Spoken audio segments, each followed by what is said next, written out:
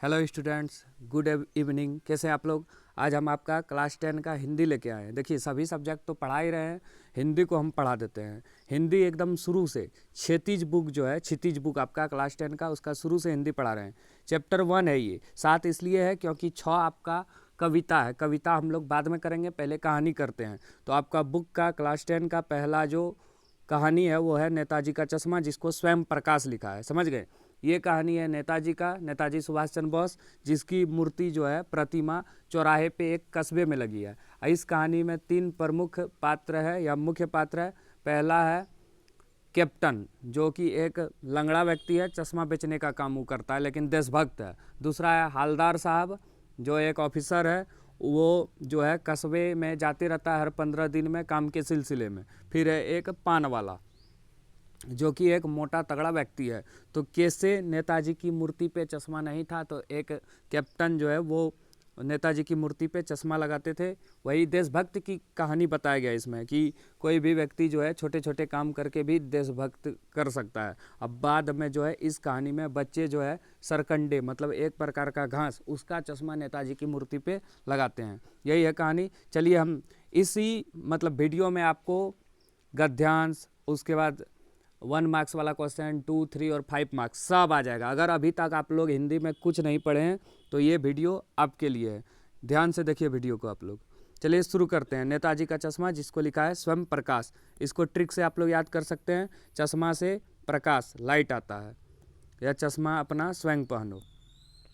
पूरी बात तो पता नहीं, लेकिन लगता है कि देश के अच्छे मूर्तिकारों की जानकारी नहीं होने और अच्छी मूर्ति की लागत अनुमान और उपलब्ध बजट से कहीं बहुत ज़्यादा होने के कारण काफ़ी समय उहापों और चिट्ठी पत्र में बर्बाद हुआ होगा, और बोर्ड की शासनावधि समाप्त होने की घड़ियों में किसी स्थानीय कलाकारों को ही अवसर देने का निर्णय लिया गया होगा, और अंत में कस्बे के इकलौते हाई स्कूल का इकलौते ड्राइंग मास्टर मोतीलाल जी को यह काम सौंप दिया गया होगा, जो महीने भर में मूर्ति बनाकर पटक देने का विश्वास दिला रहे हैं। ये कहानी से हम लोग पता कर सकते हैं कि ये जो है नेताजी का चश्मा का है। और नेताजी का चश्मा जो है, इसको स्वयं प्रकाश लिखा था। और नेताजी का चश्मा जो है, और नेताजी का जो मूर्ति है उसको बनाया था हाई स्कूल के ड्राइंग मास्टर मोतीलाल जी ने। यहाँ से हम लोग को ये पता चल रहा है। चलिए देखते हैं, शुरू करते हैं। प्रस्तुत अंश किस पाठ से लिया गया है, तो नेताजी का चश्मा से। मूर्ति बनाने का अवसर किसे दिया गया, स्थानीय कलाकार को। अभी तुरंत पढ़े हम लोग। मोतीलाल जी ने मूर्ति बनाने के कार्य कब पूरा करने को विश्वास किया, महीने भर में। मूर्ति बनाने का काम किसे सौंपा गया था, तो ड्राइंग मास्टर को, हाई स्कूल का ड्राइंग मास्टर, जिसका नाम था मोतीलाल। चलिए अब आगे शुरू करते हैं। स्थानीय कलाकारों से मूर्ति बनवाने का क्या कारण हो सकता है। स्थानीय कलाकार से मूर्ति बनवाने के 2 कारण हो सकते हैं। पहला, धन और साधनों का अभाव। दूसरा, सोच विचार और कागजी कार्रवाई में समय बीतने के कारण हड़बड़ी और जल्दीबाजी। दूसरा क्वेश्चन देखिए, मूर्ति में क्या कमी रह गई थी। इतना स्पीड में मूर्ति बना था कि उसमें चश्मा ही नहीं लगा था। तो मूर्ति में क्या कमी थी, नेताजी की मूर्ति में यह कमी रह गई थी कि उसकी आंखों पर चश्मा नहीं था। मूर्ति में कमी के कारण क्या हो सकते थे, तो मूर्ति पर चश्मा ना होने के कारण पूरी तरह से तो किसी को ज्ञान पता नहीं, फिर भी यह संभावना है कि मूर्ति की लागत बढ़ गई हो, समय का अभाव रहा होगा, या बनाते समय चश्मा टूट गया होगा। ये सब कारण है नेताजी की मूर्ति पे चश्मा ना होने का। छोटे कस्बों में सार्वजनिक निर्माण में प्रायः कौन सी समस्या आती थी। छोटे कस्बों में सार्वजनिक निर्माणों में प्रायः निम्नलिखित समस्या आती थी। उन्हें योग्य शिल्पकारों और कलाकारों की सही जानकारी नहीं होती। उसके पास अच्छे निर्माण के योग्य धन नहीं थे। देखिए, जो इम्पोर्टेंट क्वेश्चन है वो हम आपको बता देंगे, टिक मार देंगे, तो उसको ज़्यादा पढ़ना है। ये सब सिर्फ आप एक बार देख लीजिए, ताकि आपको कोई भी एग्जाम में क्वेश्चन आए तो पता चल जाए कौन सा चैप्टर से लिया गया है। काफ़ी समय विचार विमर्श और उड़ेदबुन में बीत जाता गया होगा। शासकीय कार्रवाई और चिट्ठी पत्र में काफ़ी समय निकल जाता है। हड़बड़ी में गलत निर्णय लिया जाता है। अब चलिए आगे देखते हैं दूसरा पैसेज। पान वाले के खुद के मुंह में पान ठूसा हुआ था। एक काला मोटा और खुशमिजाज आदमी हलदार साहब का प्रश्न सुनकर वह आंखों ही आंखों में हंसा। उसकी तौन थिरकी। पीछे घूमकर उसने दुकान के नीचे पान थूका और अपनी लाल लाल बत्तीसी दिखाकर बोले, कैप्टन चश्मे वाले करता है। क्या करता है, हलदार साहब कुछ समझ नहीं पाए। चश्मा चेंज कर देता है, पान वाले ने समझाया। क्या मतलब, क्यों चेंज कर देता है, हलदार साहब अभी नहीं समझ पाए। कोई गिराक आ गया समझो, उसको चौड़े चौखट चाहिए तो कैप्टन किधर से लाएगा, तो उसकी मूर्ति वाला दे दिया, उधर उसका बिठा दिया। मतलब ये कहने का मतलब है जो कैप्टन है वो बार बार नेताजी का चश्मा में मूर्ति बदलते रहता था, क्योंकि मूर्ति वाला चश्मा अगर किसी को पसंद आता था तो वो उसको दे देता था और उसके बदले मूर्ति पे दूसरा चश्मा लगा देता था। चलिए अब आगे शुरू करते हैं। प्रस्तुत अंश किस पाठ से लिया गया है? ये लिया गया है नेताजी का चश्मा से। पान वाले में मुंह में क्या ठूस रखा था? पान। नेताजी की मूर्ति पर चश्मा कौन बदलता था? कैप्टन, जो कि लंगड़ा व्यक्ति था एक। पान वाला कैसा आदमी था? खुश मिजाज, अच्छा, काला मोटा और खुश मिजाज। किसके मुंह में पान ठूसा रहता था? पान वाला। खाता भी था और बेचता भी था। चलिए अगला तीसरा पैसेज। हवलदार साहब को यह सब कुछ बड़ा विचित्र और कौतूहक भरा लग रहा था। उन्हीं ख्यालों में खोए खोए पान वाले के पैसे चुकाकर चश्मे वाले की देशभक्ति के समक्ष नतमस्तक होते हुए वह जीप की तरफ चले। फिर रुके, पीछे मुड़े और पान वाले के पास जाकर पूछा, क्या कैप्टन चश्मे वाला नेताजी का साथी है या आज़ाद हिंद फौज का भूतपूर्व सिपाही? पान वाले नया पान खा रहा था। पान पकड़े अपने हाथ को मुंह से 1.5 इंच दूर रोककर उसने हवलदार साहब को ध्यान से देखा, फिर अपनी लाल बत्ती सी दिखाई और मुस्कुराकर बोला, नहीं साहब, वो लंगड़ा क्या जाएगा फौज में? लंगड़ा पागल है पागल, वो देखो वो आ रहा है, आप उसी से बात कर लो, फोटो वोटो छपवा दो उसको कहीं। क्या कैप्टन चश्मे वाले नेताजी का साथी था? यह किसने पूछा? ये हवलदार साहब ने पान वाले से पूछा था। किसको यह सब कुछ बड़ा विचित्र और कौतूहलपूर्ण लग रहा था? ये हवलदार साहब को। पान वाले कैसा पान खा रहा था, नया कि पुराना? पान वाला कैसा पान खा रहा था, नया पान। नहीं साहब, वो लंगड़ा क्या जाएगा फौज में, पागल है पागल। किसने कहा? पान वाले ने कहा था। हो गया। अब चलिए आगे चलते हैं।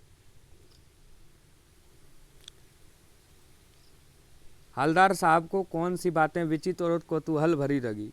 हवलदार साहब को नेताजी की संगमरमर की मूर्ति के बारे में सारी बातें विचित्र और कौतूहल भरी लगी। मूर्तिकार मास्टर मोतीलाल द्वारा मूर्ति में चश्मा न लगा पाना उसका रोचक था। उसने भी बढ़कर रोचक था कैप्टन द्वारा उस पर बदल बदल कर चश्मे लगाना। हवलदार साहब को लोगों की भावनाओं को समझकर आनंद आ रहा था। हवलदार ने पान वाले से क्या पूछा और क्यों पूछा? हवलदार ने पान वाले से पूछा कि यह चश्मे वाला क्या कभी फौज में रहा था या सुभाष चंद्र बोस का साथी रहा है? उसने यह सवाल इसलिए पूछा क्योंकि उसे इस विचित्र आदमी के बारे में जानने की उत्सुकता थी। वह ऐसा विशेष आदमी के बारे में जानना चाहता था। पान वाला किस लिए हंस पड़ा? पान वाला चश्मे वाले की वास्तविकता को जानता था। चश्मे वाला मरियल सा बूढ़ा लंगड़ा था, इसलिए जब हवलदार ने उसके फौजी होने या आज़ाद हिंद फौज में होने का बात पूछा तो पान वाले व्यंग से हंस पड़ा। उसका अर्थ था, लो अब यह बूढ़ा भी फौजी हो गया। पान वाला चश्मे वाले की फ़ोटो छपवाने की बात क्यों करता था? पान वाला चश्मे वाले की देशभक्त नहीं, एक सन की अजूबा मानता था। ऐसे पागल लोगों के अखबार में फ़ोटो छपने चाहिए। इस सुझाव में वो व्यंग है, कटाक्ष है। अब चलिए अगला पैसेज देखिए। आप लोग सिर्फ सुनिए इसको, एक बार स्पीड में हो जाएगा आपका। हवलदार साहब को पान वाला द्वारा एक देशभक्त का इस तरह मजाक उड़ाया जाना अच्छा नहीं लगा। मुड़कर देखा तो अवाक रह गया। एक बेहद बूढ़ा मरियल सा लंगड़ा आदमी, सिर पर गांधी टोपी और आंखों पर काला चश्मा लगाए, एक हाथ में एक छोटी सी संदूकची और दूसरे हाथ में एक बांस का टंगा बहुत सारा चश्मे लिए अभी अभी एक गली से निकल रहा था और अब एक बंद दुकान के सहारे अपना बांस टिका रहा था। तो इस बेचारे की दुकान भी नहीं, फेरी लगाता। हवलदार साहब चक्कर में पड़ गया। पूछना चाहता था इसे कैप्टन क्यों कहते हैं, क्या यही इसका वास्तविक नाम है? लेकिन पान वाले ने साफ बता दिया कि अब वह इस बारे में और बात करने को तैयार नहीं। ड्राइवर भी बेचैन हो रहा था, काम भी था। हवलदार साहब भी जीप में बैठ के चले गए।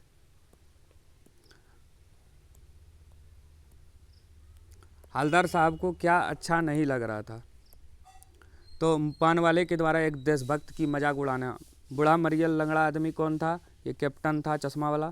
कैप्टन क्या काम करता था? फेरी वाला था, चश्मा बेचता था इधर उधर जाके। हवलदार साहब पान वाले से क्या जानना चाहते थे? कैप्टन के बारे में जानना चाहते थे। बार बार सोचता क्या होगा उस कौम का जो अपने देश की खातिर घर गृहस्थी जवानी जिंदगी सब कुछ हम देने वाले पर भी हंसता है। ये पान वाले के बारे में बात हो रहा है और अपने लिए बिकने के मौके ढूंढती है। दुखी हो गए। 15 दिन बाद फिर उसी कस्बे से गुजरे। कस्बे में घुसने से पहले ही ख्याल आया कि कस्बे की हृदय स्थली में सुभाष की प्रतिमा। मतलब ये सबसे हम लोग पकड़ लिए और ये बहुत इंपॉर्टेंट है, एग्जाम में आया है, तो इस पैसेज को ध्यान रखिए। प्रस्तुत अंश किस पाठ से लिया गया है? ये नेताजी का चश्मा से लिया गया है। गद्यांश में लेखक को किस बात का दुख हो रहा था? कौम की मानसिकता और अपने देश के प्रति उसकी निष्ठा। गद्यांश में लेखक का यह विचार सुभाष की आंखों पर चश्मा नहीं होगा का क्या अर्थ है? सुभाष चंद्र बोस की मूर्ति में कोई कमी थी। चलिए अब आ गया आपका 1 मार्क्स वाला क्वेश्चन, ध्यान से इसको देखिए। चलिए, नेताजी का चश्मा पाठ के लेखक कौन है? नेताजी का चश्मा पाठ के लेखक स्वयं प्रकाश। यहाँ से आपको याद करना है और ध्यान से सुनना है। हम जो बात बता रहे हैं पूरा हिंदी आपका ख़त्म कर देंगे हम 1 सप्ताह में, समझ गए? नेताजी का चश्मा पाठ के आधार पर बताएं कि हवलदार साहब किसे देखकर आश्चर्यचकित हो गए। वो कैप्टन चश्मे वाले को। नेताजी का चश्मा पाठ के आधार पर बताएं कि कैप्टन देखने में कैसा था। कैप्टन दिखने में बूढ़ा था, लंगड़ा था, मरियल था। तो इनमें से सभी। पान वाले किस बारे में बात करने को तैयार नहीं था? कैप्टन के बारे में। हवलदार साहब के मन में कौतुक और प्रफुल्लता के भाव क्यों उठे थे? बदलते चश्मे को देखकर। नेताजी का चश्मा पर चश्मा लगाने का कार्य कौन करता था? ये कैप्टन करता था। या नेताजी की मूर्ति पर चश्मा कौन बदलता था? कैप्टन। कैप्टन को क्या अच्छा नहीं लगता था? कोई भी नेताजी की मूर्ति बिना चश्मे की। इसमें से यही आंसर होगा। क्या देखकर हवलदार साहब के चेहरे पर कौतुक भरी मुस्कान फैल गई? पत्थर की मूर्ति पर असली चश्मा, माने ओरिजिनल चश्मा, संगमरमर की मूर्ति और चश्मा ओरिजिनल। कैप्टन के प्रति पान वाले के मन में कैसा भाव था? ये उपेक्षा का भाव था। सुभाष चंद्र बोस की प्रतिमा किस वस्तु की बनी थी? अभी तुरंत बताया आपको। या नेताजी की मूर्ति संगमरमर की बनी थी। चश्मे वाले को लोग किस नाम से जानते थे? कैप्टन। कैप्टन चश्मा वाला। हम गद्यांश इसलिए पढ़ा दिए क्योंकि गद्यांश भी एक एग्जाम में आपका मिलेगा, तो आप उसको पढ़ के बता सकते हैं कौन सा चैप्टर से लिया गया है। नेताजी का चश्मा पाठ में पान वाला किस तरह का व्यक्ति था? वो था एक मोटा, हंसमुख और खुशमिजाज व्यक्ति। हवलदार साहब क्यों कस्बे से गुजरते थे? कंपनी के काम के सिलसिले में। कितने साल तक हवलदार साहब काम के सिलसिले में उस कस्बे से गुजरते थे? 2 साल तक लगातार गुजरती रहा। नेताजी का चश्मा पाठ में पान वाला उदास क्यों हो गया? कैप्टन की मृत्यु की बात सुनकर। बूढ़ा मरियल सा आदमी कौन था? ये था कैप्टन चश्मा वाला।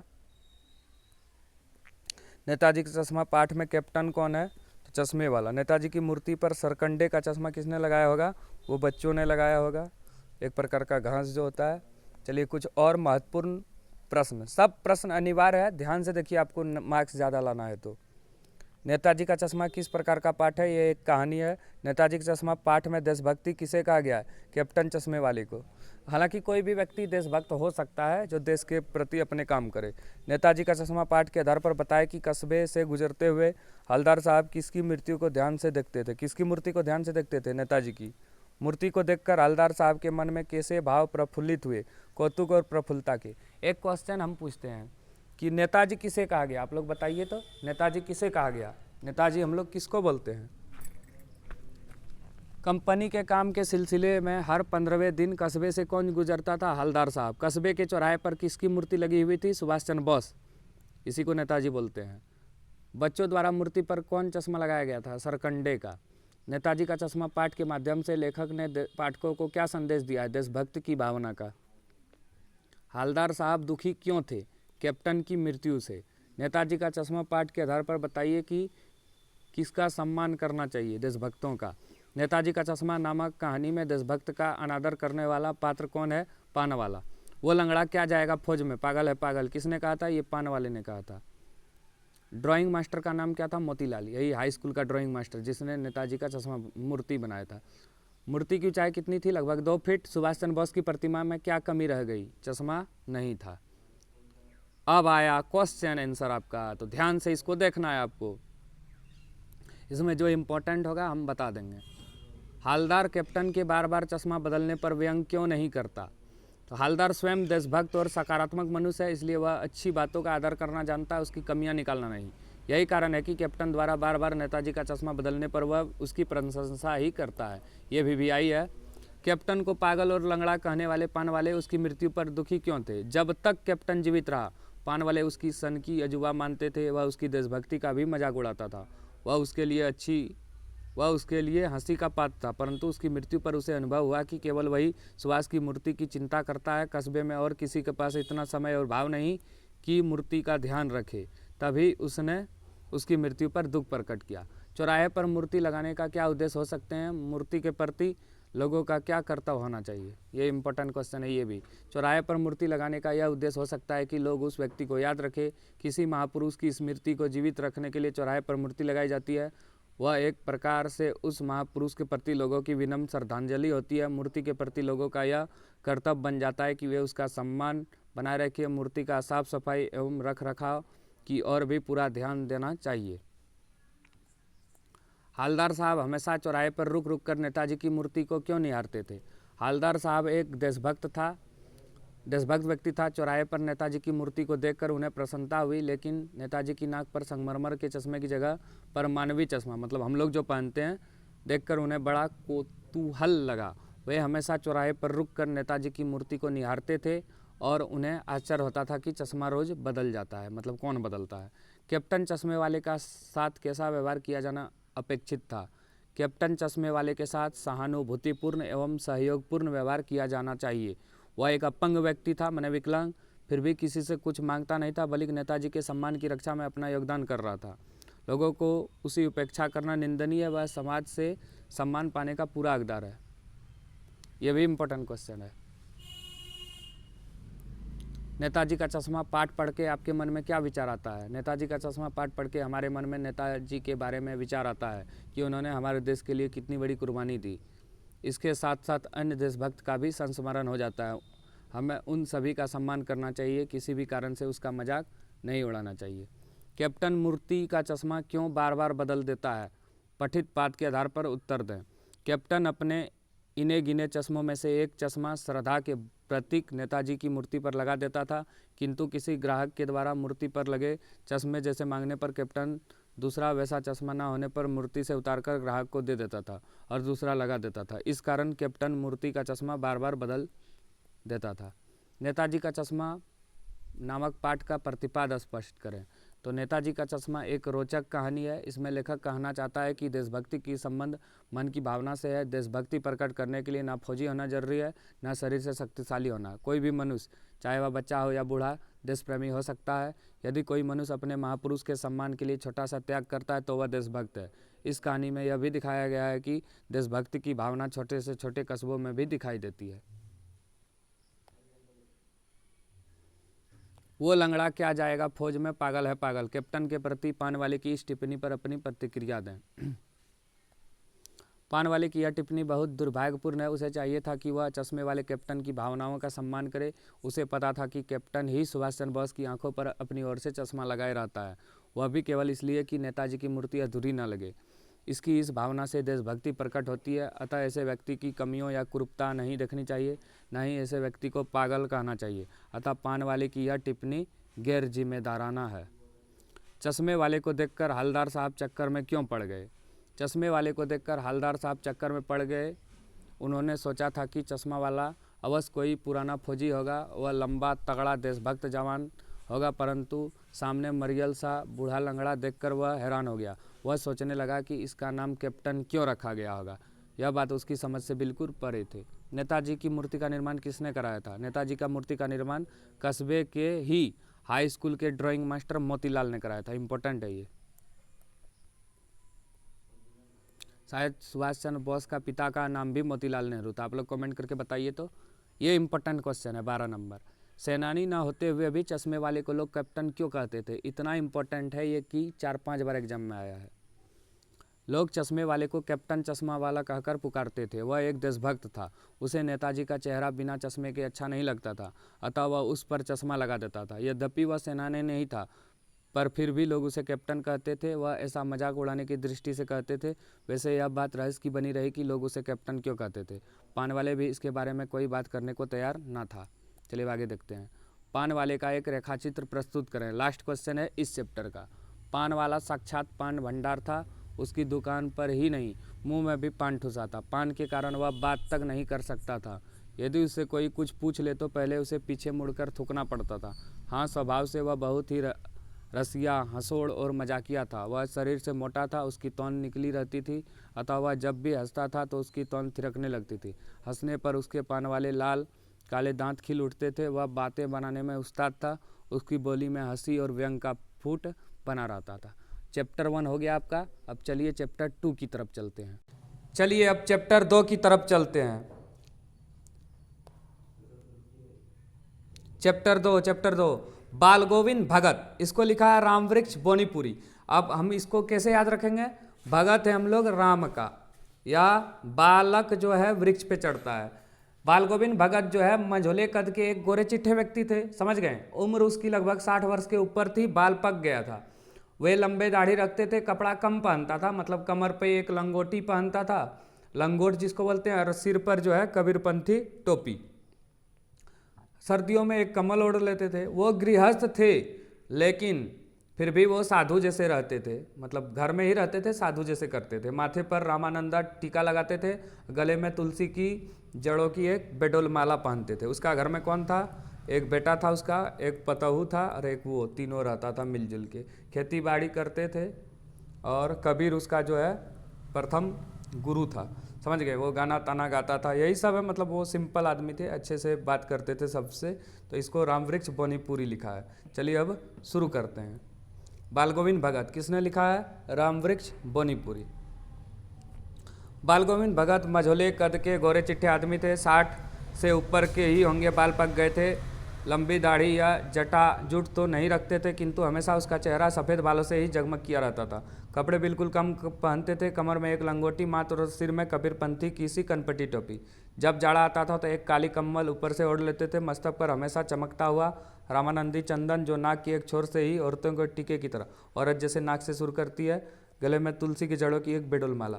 तो ये किसके बारे में है? बाल गोविंद भगत। तो बाल गोविंद भगत कैसे कद के थे? मझोले कद के। बाल गोविंद भगत की उम्र थी 60 वर्ष लगभग, उससे ऊपर। बाल गोविंद भगत की टोपी कैसे थी? कबीरपंथी टोपी। पैसेज भी पढ़ना आपका, एक पैसेज दे देगा, 3-4 नंबर आ जाएगा उससे। बाल गोविंद भगत गले में कैसी माला पहनते थे? तुलसी की जड़ों की एक बेडोल माला। बाल गोविंद भगत का व्यक्तित्व कैसा था? चलिए, बाल गोविंद भगत गृहस्थ होते हुए भी अपने आचरण साधु वैरागियों सा रखते थे। उसकी उम्र 60 वर्ष के ऊपर थी। वे रूप रंग से गोरे और मझोले कद के व्यक्ति थे। उसके बाल सफ़ेद थे, दाढ़ी लंबी थी। उसका चेहरा कैसे लगता था? बाल गोविंद के बाल पक गए थे, उसका चेहरा सफ़ेद बालों से जगमग रहता था। बाल गोविंद भगत की वेशभूषा कैसी थी? बाल गोविंद बहुत कम कपड़े पहनते थे, वे कमर में केवल लंगोटी बांधते थे। उसके सिर पर कबीरपंथियों की सी कनपट्टी होती थी। जाड़े में वे अपने ऊपर काले कंबर ओढ़ लेते थे। देखिए, बहुत ही मेहनत से बना रहे हैं, बहुत बोलना पड़ रहा है, तो आप लोग ध्यान से देखिए, पूरा हिंदी खत्म हो जाएगा 80 में 80, 7 दिन में। वे किस प्रकार का टीका लगाते और माला पहनते थे, और मैथ का फुल वीडियो बनाया है, डिस्क्रिप्शन में लिंक है, वहाँ से आप लोग उसको देखिए, सब्जेक्टिव का। भगत जी गले में क्या पहनते थे? वे मस्तक पर रामानंदी चंदन लगाते थे, औरत की तरह टीका लगाते थे। वे गले में तुलसी की जड़ों की एक बेडोल माला बांधे रहते थे। चलिए अब आगे देखते हैं पैसेज।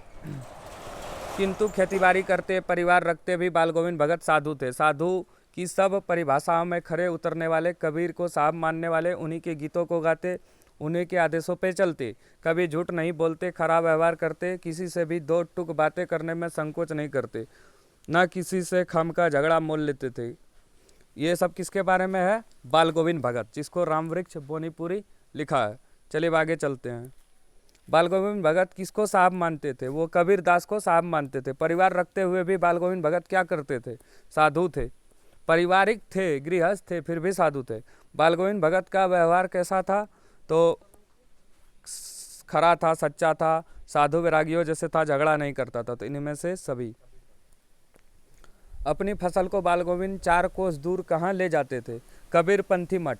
वहीं से उसको जो मिलता था उसी से अपना गुजारा करते थे। बेटे के क्रियाक्रम में तूल नहीं किया, मतलब उसका एक बेटा था, बोदा सा, मर गया था। पतहू से ही आग दिलाई उसकी। जो ही श्राद्ध की अवधि पूरी हुई, पतहू को भाई को बुलाकर उसके साथ कर दिया, यह आदेश देते हुए कि इसकी दूसरी शादी कर दो।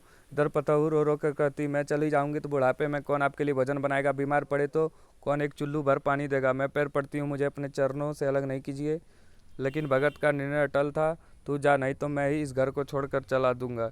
यह थी उसकी आखिरी दलील, और इस दलील के आगे बेचारी की क्या चलती।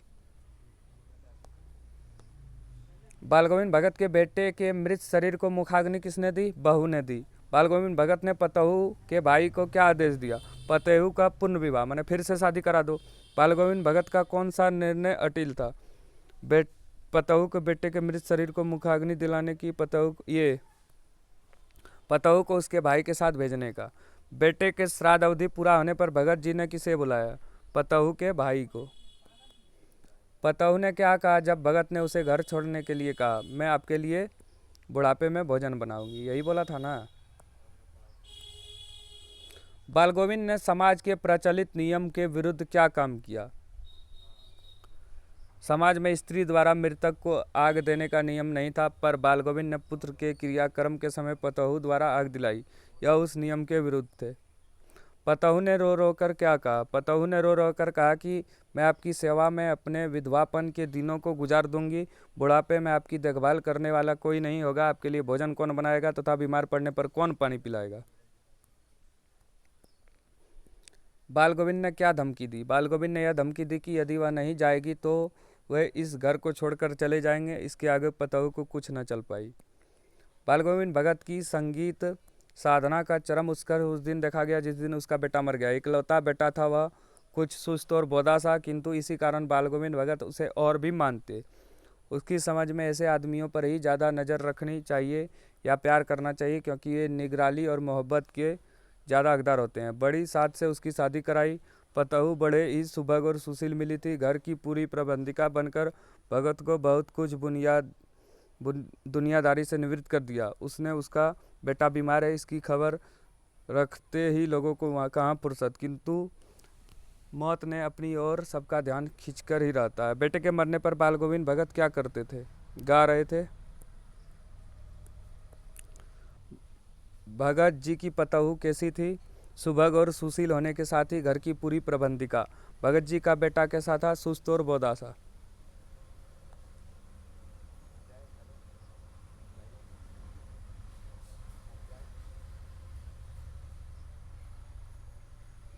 चलिए आगे चलते हैं। बाल गोविंद भगत का कितना बेटा था? एक ही था, इकलौता। बोदा का क्या अर्थ होता है? कम बुद्धि वाला। बाल गोविंद भगत की संगीत साधना का चरमोत्कर्ष कब देखा गया? बाल गोविंद भगत की संगीत साधना का चरमोत्कर्ष तब देखा गया जब उसका इकलौता बेटा मर गया। भगत जी का बेटा कैसा था? तो भगत जी का बेटा सुस्त था, वह तेज दिमाग का नहीं था, फिर भी भगत जी उसके साथ स्नेह रखते थे, उस पर वे काफ़ी ध्यान रखते थे। भगत जी की बहू कैसी थी? भगत जी की पतहू बहुत सुंदर और सुशील थी। उसने अपने कुशलता से सारे घर का प्रबंध स्वयं संभाल रखा था। उसने भगत जी को सांसारिक कामों से बिल्कुल ही बेफिक्र कर दिया था। चलिए अब क्वेश्चन आंसर पे चलते हैं। 1 मार्क्स वाला क्वेश्चन जो है इम्पोर्टेंट है, तो आप लोग उसको ध्यान से देखिए।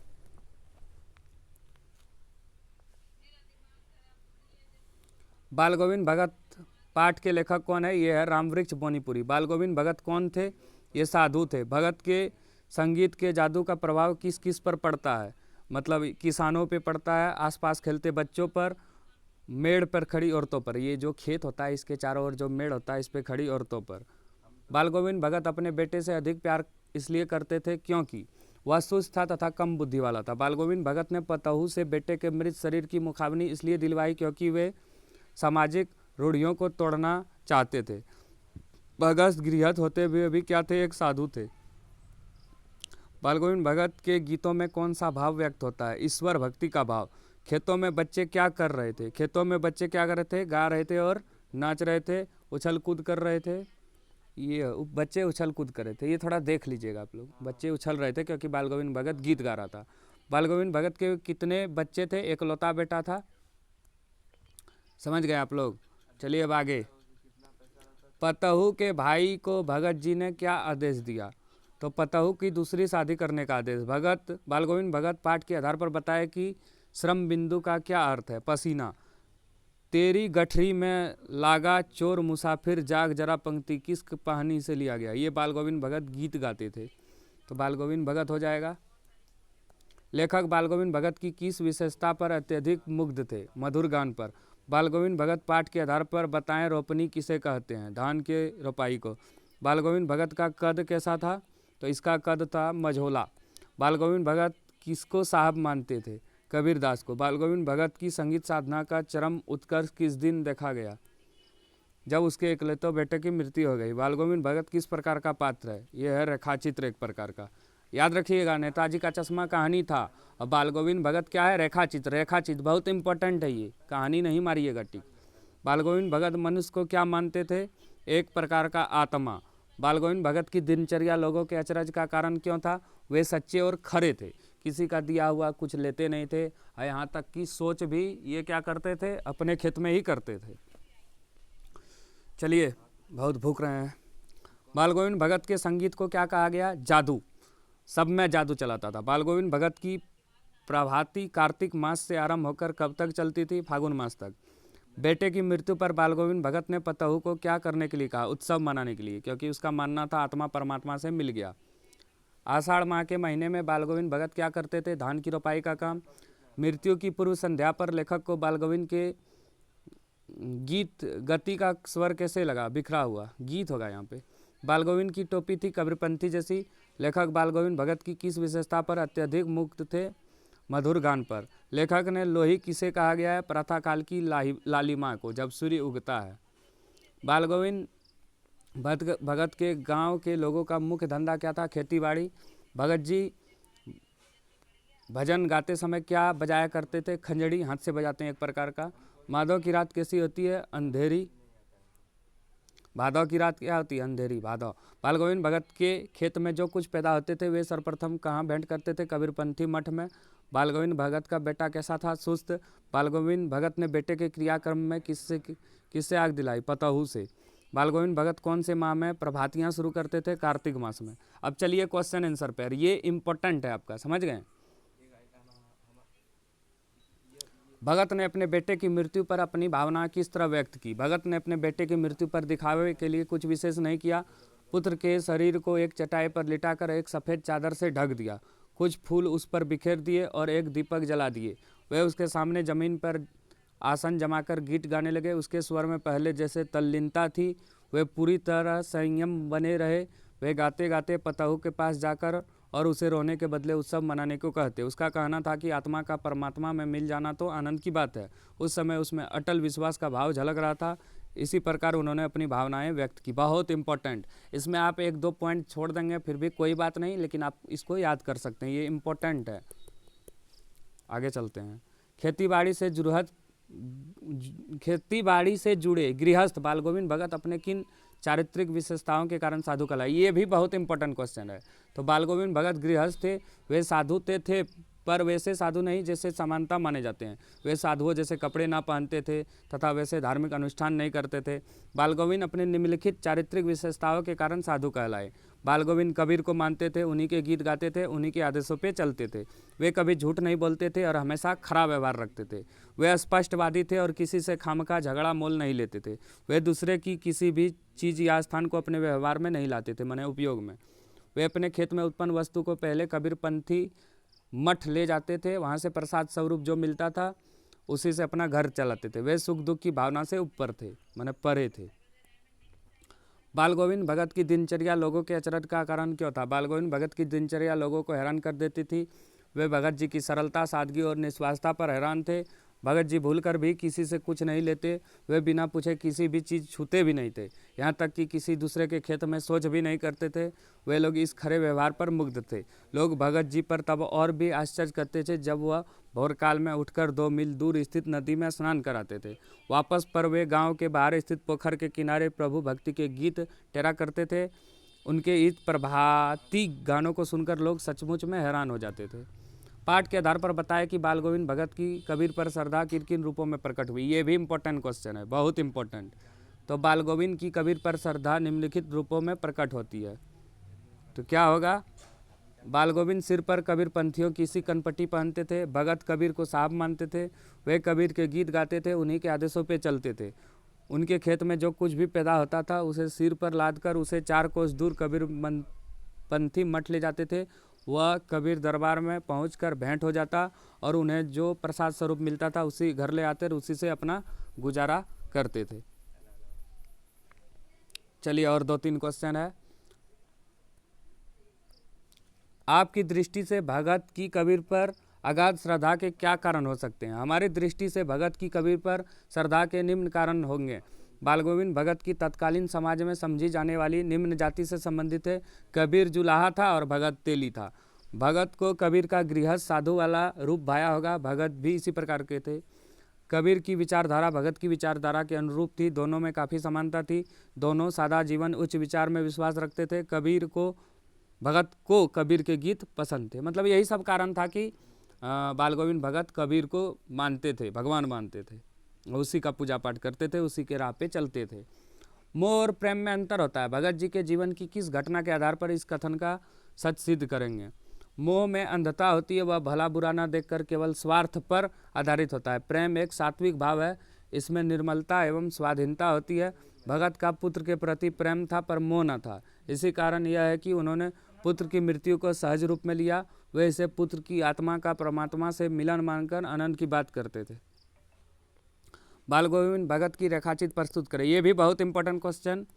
नाम बाल गोविंद भगत, गृहस्थ होते हुए भी सन्यासी, उम्र 60 के ऊपर, मझोले कद के गोरे चिट्ठे व्यक्ति, बाल सफ़ेद एवं नूरानी, चेहरा चमकदार, कमर में सिर्फ एक लंगोटी और सिर पर कबीरपंथी कनपट्टी टोपी पहनते थे। इसकी वेशभूषा, हाथ में खजड़ी, तत्लीन होकर प्रभु भजन का गायन करना, यही उसकी दिनचर्या थी। पाठ के आधार पर बाल गोविंद भगत के मधुर गायन की विशेषता लिखे। ये भी इंपॉर्टेंट क्वेश्चन है। मतलब 6-7 तो क्वेश्चन ही है जो इम्पोर्टेंट है और कुछ ऑब्जेक्टिव, बाकी आप पैसेज को सिर्फ याद रखिएगा। बाल गोविंद भगत प्रभु भक्ति के मस्ती भरे गीत गाया करते थे। उसके गानों में सच्ची टेर होती थी। उसका स्वर इतना मोहक, ऊंचा और आरोही होता था कि सुनने वाले मंत्रमुग्ध हो जाते थे। औरतें उस गीत को गुनगुनाने लगती थी। खेत में काम करने वाले किसानों के हाथ और पैर एक विशेष लय में चलने लगते थे।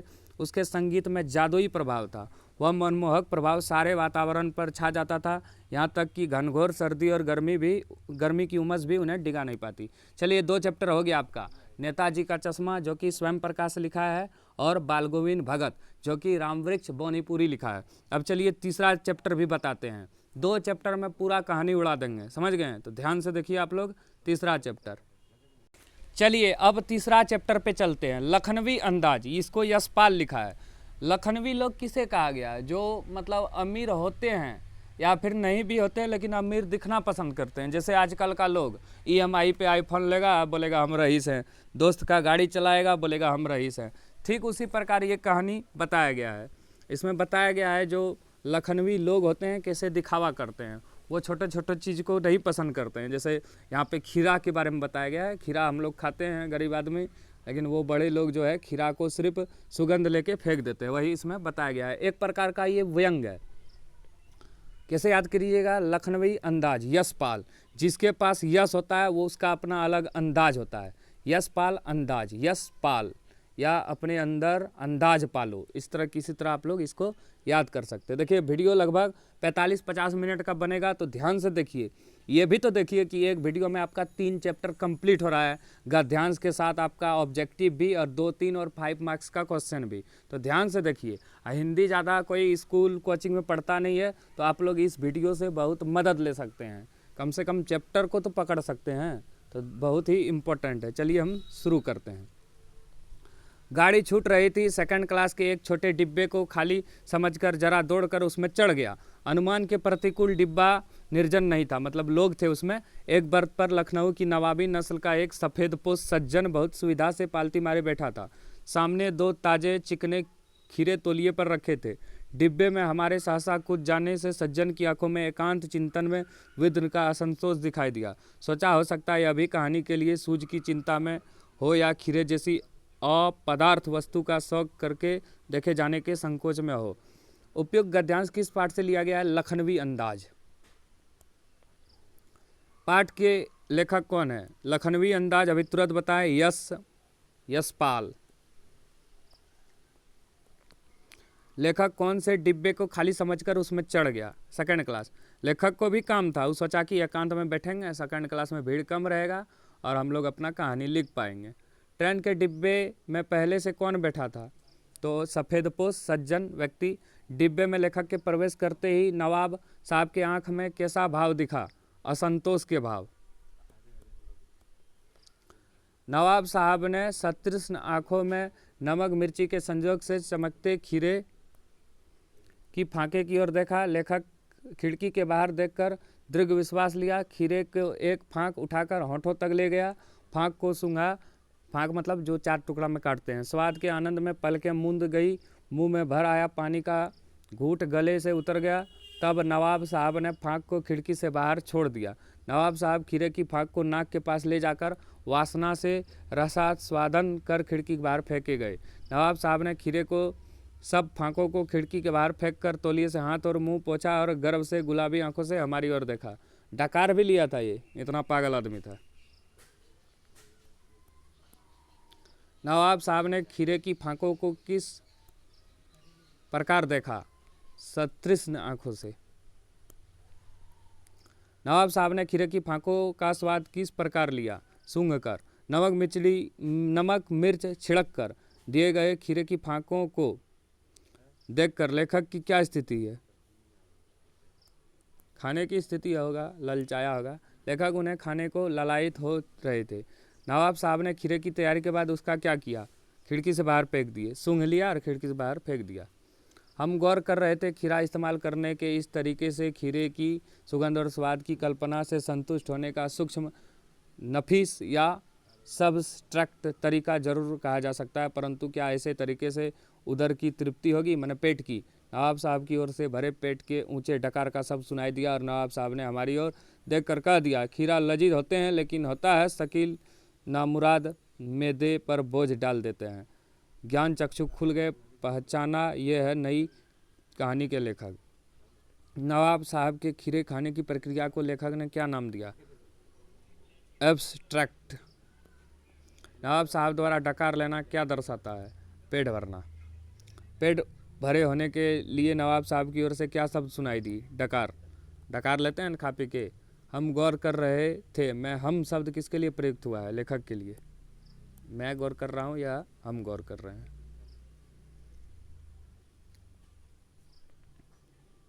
अब कुछ गद्यांश का प्रश्न उत्तर। नवाब की जीवन शैली देखकर लेखक के मन में क्या प्रश्न उठा? नवाब की जीवन शैली देखकर लेखक के मन में यह प्रश्न उठा कि केवल स्वाद और सुगंध की कल्पना मात्र से इन नवाबों का पेट कैसे भरता होगा? जब उन्होंने खीरा सूंघकर फेंक ही दिया तो उसकी भूख कैसे शांत हुई होगी?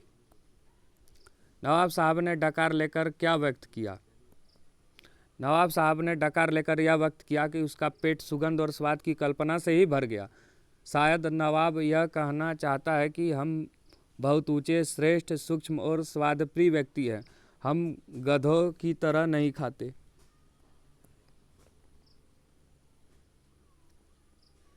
अगला क्वेश्चन, लेखक ने किन्हें नई कहानी का लेखक कहा है?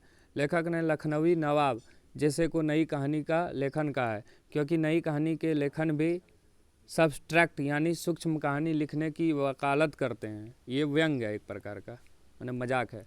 लेखक ने ज्ञान चक्षु कैसे खुला? लेखक के ज्ञान चक्षु इस प्रकार खुले कि जब बिना खीरे खाए पेट भरा जा सकता है तो बिना पात्र माने कोई भी व्यक्ति घटना की कहानी भी लिखी जा सकती है। इस लेखकों के संतुष्टि भी नवाब की तरह काल्पनिक और बनावटी होते होंगे। चलिए अब शुरू करते हैं। ये इम्पोर्टेंट है, आपका बुक का क्वेश्चन आंसर है ये ऑब्जेक्टिव। लखनवी अंदाज शीर्षक पाठ के लेखक का नाम क्या है? तो यशपाल। लखनवी अंदाज पाठ के आधार पर बताया कि अपदार्थ वस्तु किसे कहा गया? खीरे को। अचानक रेल के डिब्बे में लेखक को देखकर नवाब की आंखों में कौन सा भाव? असंतोष का भाव। नवाब साहब ने खीरे की तैयारी के बाद उसका क्या किया? खिड़की से बाहर फेंक दिया। डिब्बे में बैठे सज्जन को देखकर लेखक किस विषय में अनुमान करने लगे? नवाब साहब की असुविधा और संकोच के कारणों के विषय में। लखनवी अंदाज पाठ में लेखक वस्तुतः किस पर व्यंग किया है? पतनशील सामंती वर्ग पर। सफ़ेद पोश का अर्थ क्या है? भद्र पुरुष। लेखक ने ट्रेन में सेकंड क्लास का टिकट क्यों खरीदा? नई कहानी के विषय में सोचने के लिए।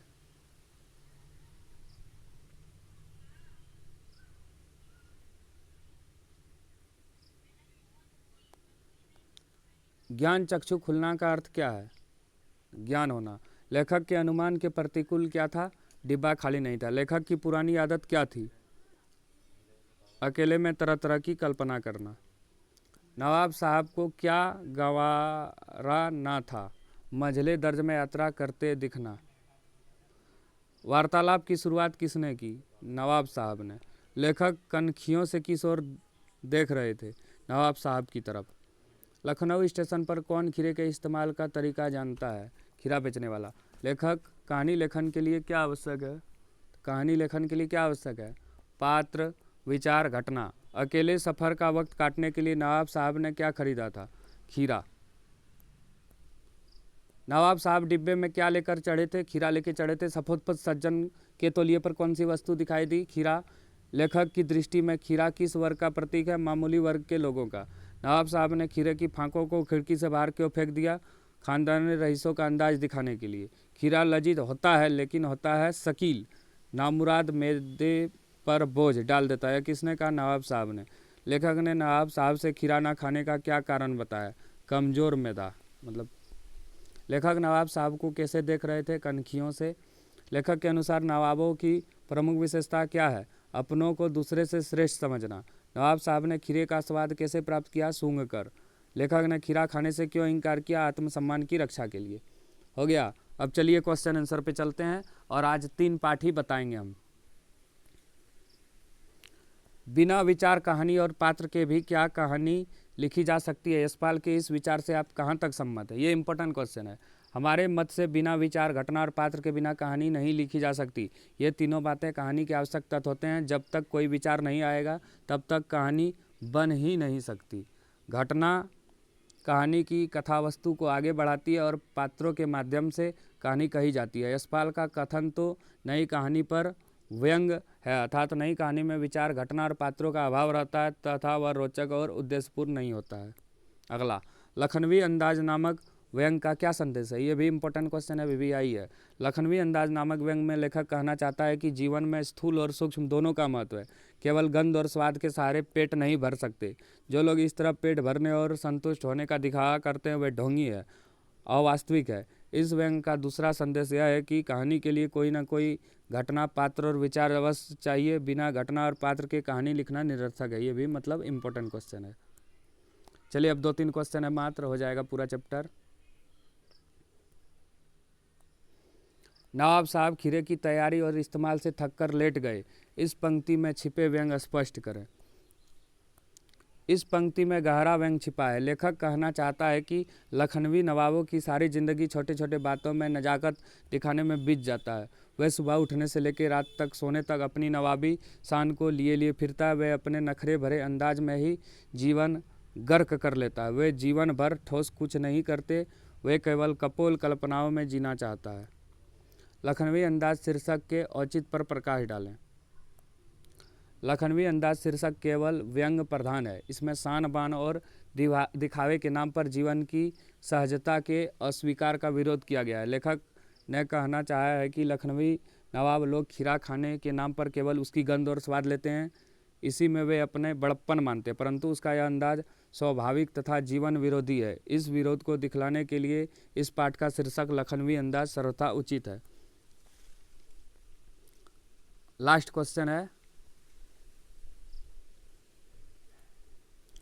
लखनवी अंदाज पाठ में लेखक ने 2nd क्लास का टिकट क्यों खरीदा था?